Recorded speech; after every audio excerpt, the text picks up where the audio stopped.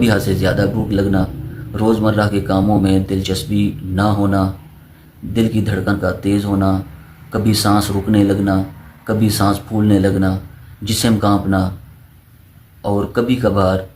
خودکشی کے خیالات بھی آتے ہیں، جو کہ ایک خطرناک علامت ہے جسے نظر انداز نہیں کرنا چاہیے۔ اینگزائٹی اور ڈپریشن سے چھٹکارا کیسے حاصل کریں؟ پہلے نمبر پر ہے روزانہ 30 منٹ کی ہلکی پھلکی ورزش کریں یا واک کریں، اپنی نیند پوری کریں، سونے اور جاگنے کا ٹائم مقرر کریں،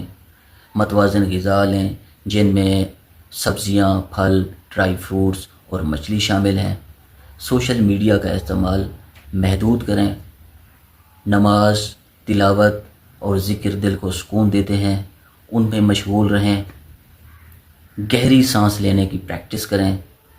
اپنے قریبی دوستوں اور فیملی کے ساتھ زیادہ وقت گزاریں اور تنہائی سے بچیں۔ اگر یہ علامات 2 ہفتے سے زیادہ رہیں تو ماہر نفسیات سے